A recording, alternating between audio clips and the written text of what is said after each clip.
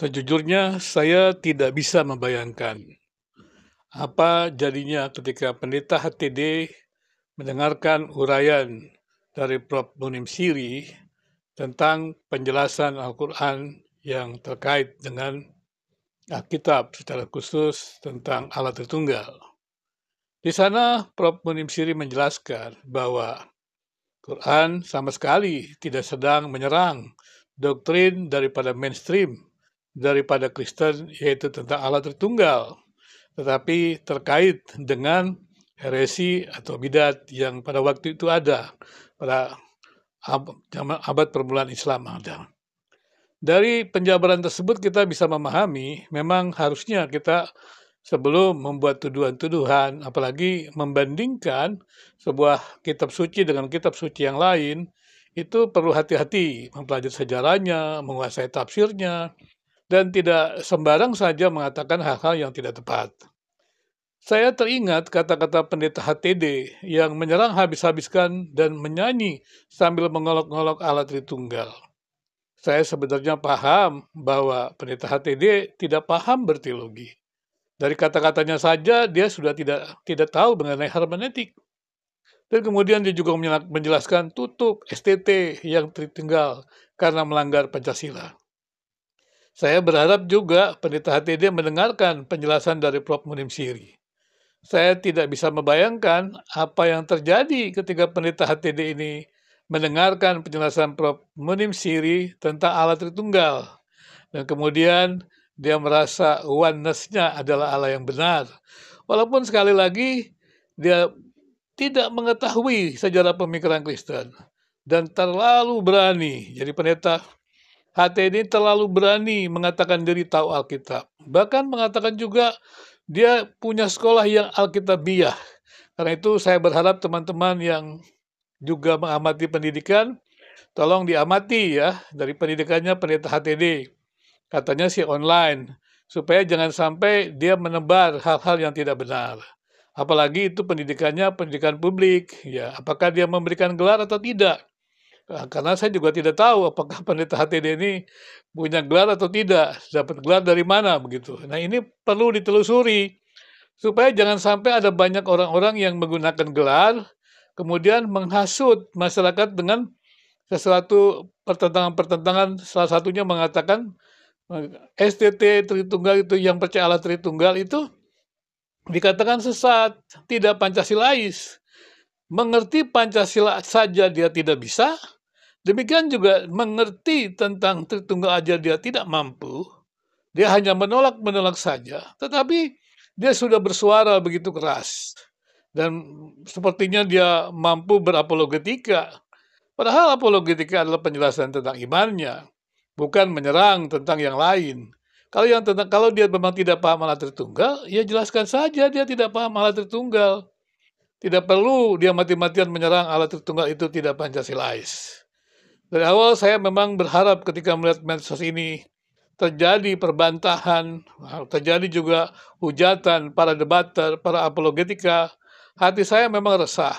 Saya berusaha untuk berbicara di video-video ini supaya tokoh-tokoh agama, mereka-mereka yang memahami tentang teologi, bahkan saya sudah bicara kepada teman-teman pendidikan tinggi teologi juga melalui juga video-video saya, podcast saya memberitahukan, mari penuhi ruang publik dari medsos ini dengan kebenaran-kebenaran, supaya jangan sampai ada debat-debat aneh yang membuat kedamaian antar agama di Indonesia terganggu.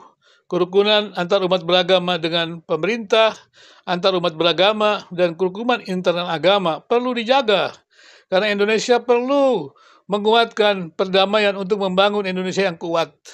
Kita sudah melihat terlalu banyak orang menderita di negeri ini. Terlalu banyak orang yang tidak mendapatkan pendidikan yang baik. Terlalu banyak juga kemerosotan daripada pemberian ijazah yang tidak berkualitas. Kemudian menghadirkan hal-hal yang tidak baik dalam masyarakat. Kalau memang mereka itu yang memiliki pendidikan tinggi yang baik, memiliki kemampuan-kemampuan yang baik dalam bidang-bidangnya, maka dia harus membangun masyarakat. Saya selalu teriak kepada teman-teman, boleh Anda membuat jurnal, karya-karya akademik. Tapi ingatlah, yang namanya hasil penelitian, jurnal akademik, itu merupakan sesuatu yang harus membangun masyarakat, meningkatkan kesejahteraan masyarakat, membawa masyarakat menjadi dewasa terhadap imannya. Kalau kita bicara tentang agama, bahwa mereka harus menjadi dewasa dalam imannya, menjadi orang-orang yang berpikir kritis ketika mereka beragama, dan mereka juga menjadi orang-orang yang menguatkan perdamaian untuk bisa menghadirkan damai di Indonesia ini. Hati saya memang bergairah sekali ketika melihat makin lama makin banyak para pakar yang hadir di medsos ini. Dan selama ini hati saya resah ketika medsos hanya terjadi perdebatan, makian, hujatan, baik antar agama maupun internal agama. Dan repotnya yang melakukan itu adalah bukan pakar-pakar teologi, bukan pakar-pakar agama. Dan kalau sampai itu terjadi terus-menerus, kita bisa bayangkan bagaimana masyarakat itu akan menjadi muak dengan agama.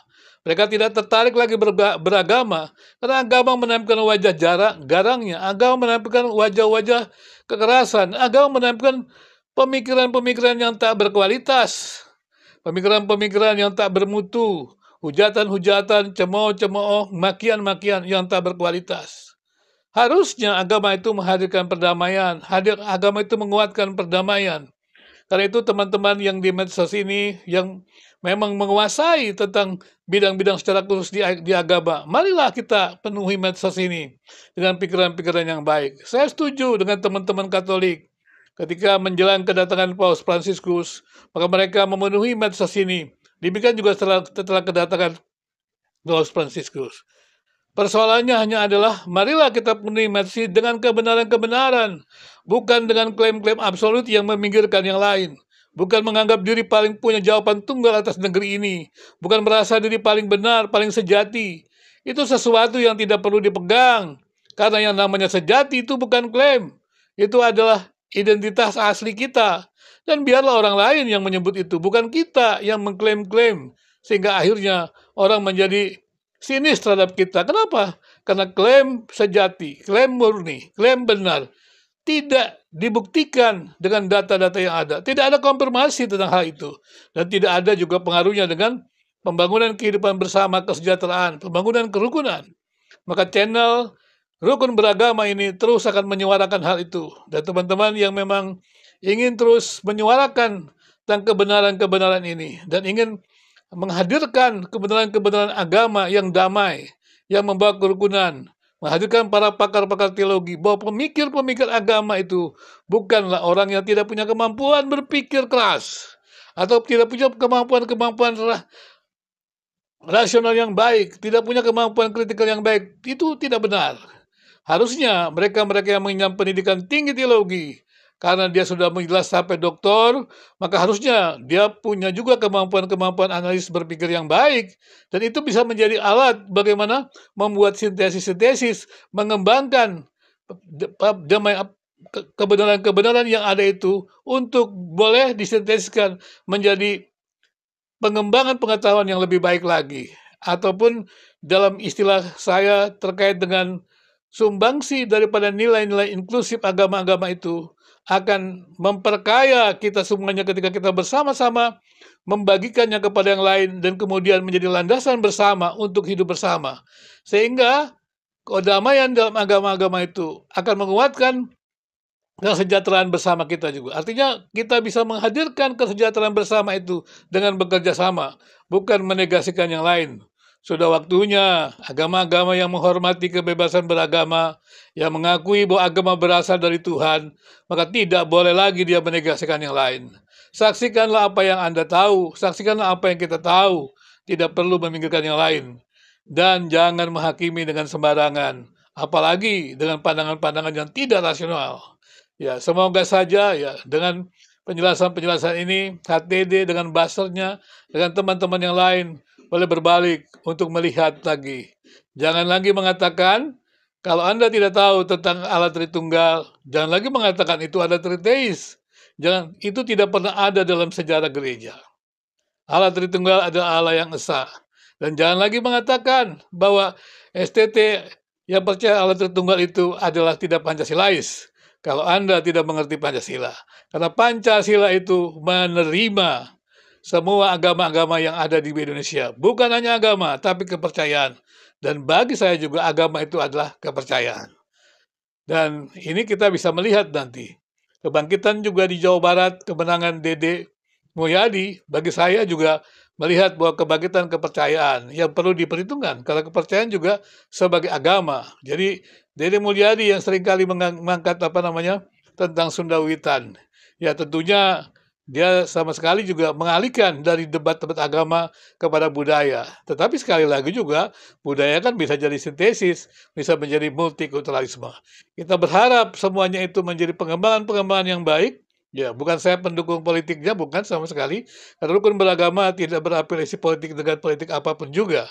Karena itulah, sekali lagi maka rukun beragama adalah suara moral, bukan suara politik. Mari kita penuhi masa ini dengan kebenaran-kebenaran yang membagikan kebenaran itu bagi kesejahteraan, bagi keramahan, bagi penguatan kedamaian bersama di bumi Indonesia secara khususnya dan kemudian juga meluas ke bangsa-bangsa lain. Terima kasih.